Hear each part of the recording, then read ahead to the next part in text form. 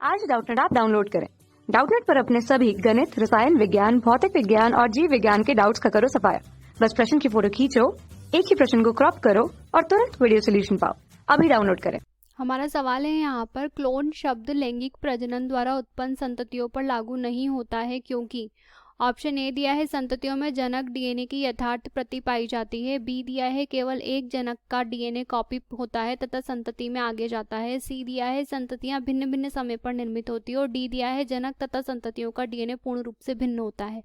तो जो क्लोन होता है यहाँ पर, तो क्लोन के लिए हम लिखते हैं कि क्लोन यहाँ पर जो निर्मित किया जाता है वो होता है हूबहू समान प्रति व्यक्ति विशेष की। हम यहाँ पर कह सकते हैं कि हम अगर किसी पौधे का यहाँ पर क्लोन निर्मित कर रहे हैं तो यानी कि उसका बिल्कुल समान प्रति हम यहाँ पर निर्मित कर रहे हैं। तो क्लोन का अर्थ यह है कि किसी जीव तथा पादप की आनुवांशिक रूप से का मतलब यहाँ पर यह है कि उनका जो डीएनए होगा वो यहाँ पर समान होगा। तो आनुवांशिक रूप से हूबहू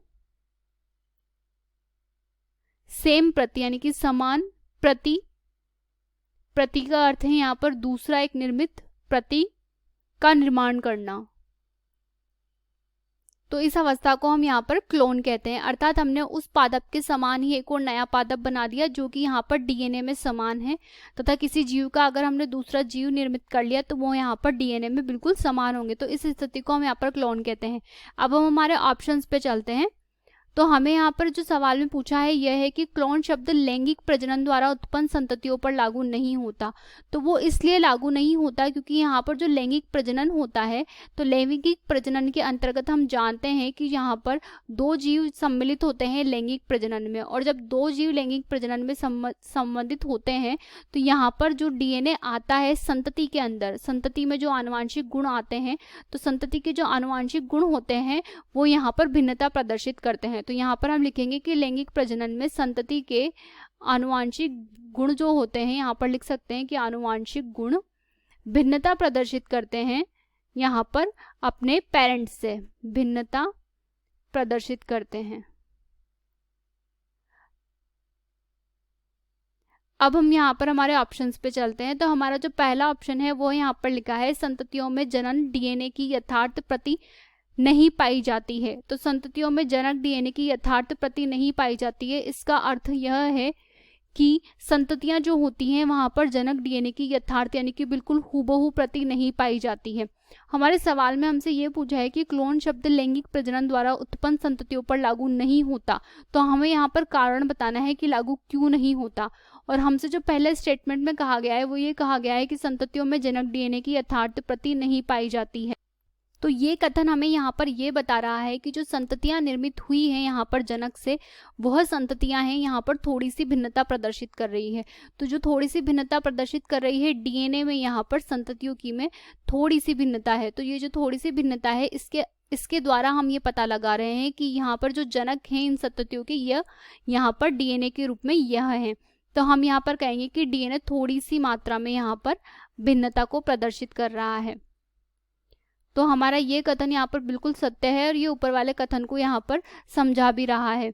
हम यहाँ पर जो पूछा है कि क्लोन शब्द लैंगिक प्रजनन द्वारा उत्पन्न संततियों पर लागू नहीं होता, तो लैंगिक प्रजनन में जो संततियां बनती है वो आनुवांशिक रूप से भिन्न होती है अपने जनक से, और यहाँ पर यही लिखा है कि संततियों में जनक डीएनए की यथार्थ प्रति नहीं पाई जाती यानी कि बिल्कुल सेम नहीं पाया जाता, थोड़ी मात्रा में वो यहाँ पर सेम होता है, समानता प्रदर्शित करता है। इसीलिए तो हम यहाँ पर आनुवांशिक रूप से यह पता लगा लेते हैं कि संतति के जनक कौन है। तो यहाँ पर ये कथन हमारा बिल्कुल सही है और यहाँ ऊपर वाले कथन को ये समझा भी रहा है। तो हमारा इसका आंसर होगा ए।